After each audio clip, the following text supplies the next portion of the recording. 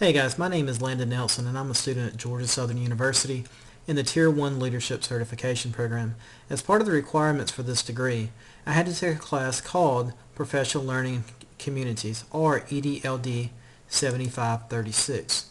Now, as part of this class, one of the first things my mentor did was put me in charge of the Professional Learning Community for American Government. Now, whenever I took it over, nobody in my group really knew what a PLC was, so the first video that I showed them to try to explain to it and what we were going to do was this one here from YouTube, and I'm going to share it with you as well. In Education with Frank Avella, Professional Learning Communities, a collaborative effort from a team of educators to improve learning through action-based research. The core principles of a PLC is the idea that professional development among teachers will lead to greater success for their students. The biggest factor for student success is and always will be the classroom teacher. Since the classroom teacher is so important, schools must find ways to further develop these teachers and increase their effectiveness. Why should schools incorporate PLCs? With PLCs, teachers have the ability to discover and reflect on their own pedagogical practices. Teachers rarely find the time to do this with the enormous workload they are given. The data gathered is school-specific and absolutely relevant to the teacher. Teachers gather data and perform action research from the very schools they teach at. They also provide teachers with a certain level of autonomy. It is the teachers themselves that actually plan, research, and solve school problems. Professional development aims to improve on student learning rather than just teaching. The PD should identify, implement, and assess methods to ensure every student can and will excel. PLCs create a culture of collaboration. The saying goes, we are smarter together.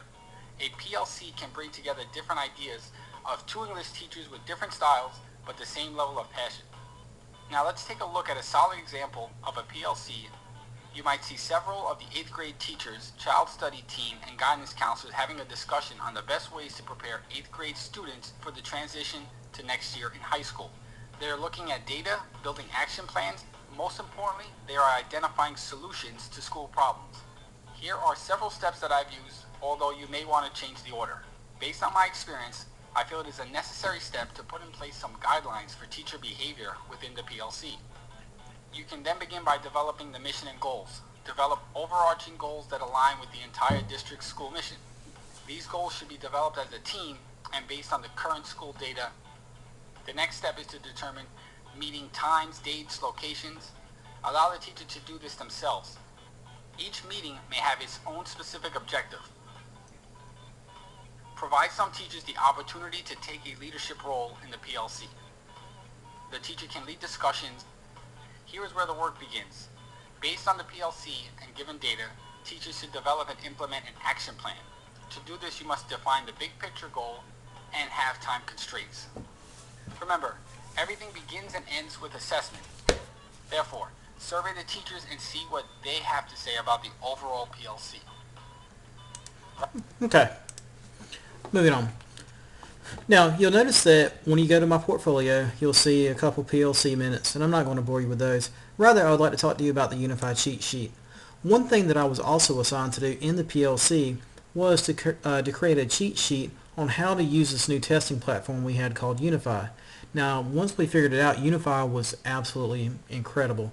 You could find data by substandard, we could find data by demographic, it didn't matter, we could find data on it. And I went back and gave the professional learning on it to my American Government PLC. And once the administration started seeing the results we were gaining by allowing data to drive instruction, then I was asked to go back. I gave the PL to the entire school and also to certain different groups on campus. Other things that I was allowed to do in this class, and if you haven't done this, I highly recommend it, is one thing we created was we went through and we made this little document, and we went through different teachers' classrooms in our PLC where we started doing mock teach observations on each other in our own PLC. If you want to know what another teacher's doing, there's no better way than get in their classroom during your planning period and sit down and have to go through and really focus on what teachers are promoting in the classroom. And this is, like I said, it was eye-opening and it worked out great for our American Government PLC. Again, my name is Landon Nelson, and these are just two of the small things that we did that helped us out when creating a culture of professional learning communities at Glenn Academy.